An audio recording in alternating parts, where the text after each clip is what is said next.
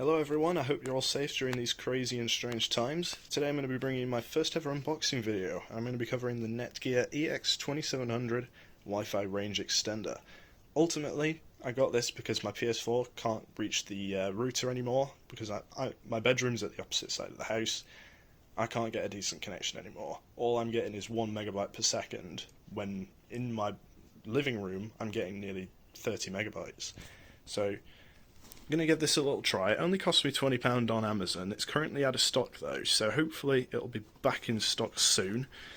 But I'm going to give this a bit of a... I'm going to give this thing a bit of an unboxing and a bit of a test, and we'll see if it's any good. So in the box we find the actual device itself. We've got a quick start guide, and I have no idea what these are for. One of them's for software updates, and one of them is just stuff about copyrights. So I'm going to get this set up and we're going to see if it's any good or not.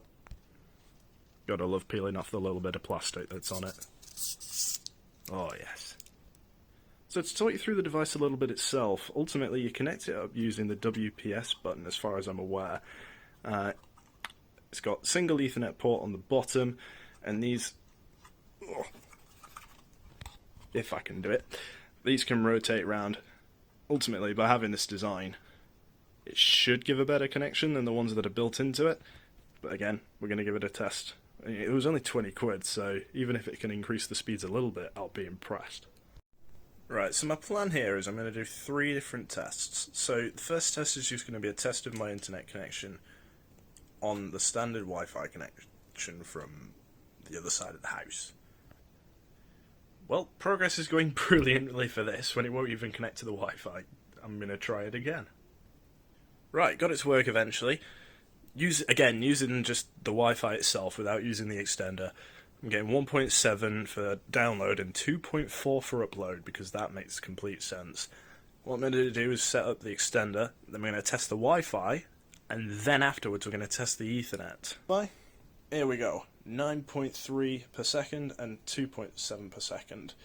We're already going nearly 8 times faster, and I've not even plugged in an Ethernet cable yet, so I'm going to test it next using the Ethernet cable. Right then, got the Ethernet cable set up, and remember this started at like, what was it, 1.6 or something? Using the Ethernet cable it's 26.5. This is without doubt like the best 20 quid I've ever spent in my life. So ultimately, is a £20 Wi-Fi booster worth it? The results say definitely. More than 25 times faster than we originally started with, so can't complain. Thanks a lot for watching, folks. I'll see you in the next one.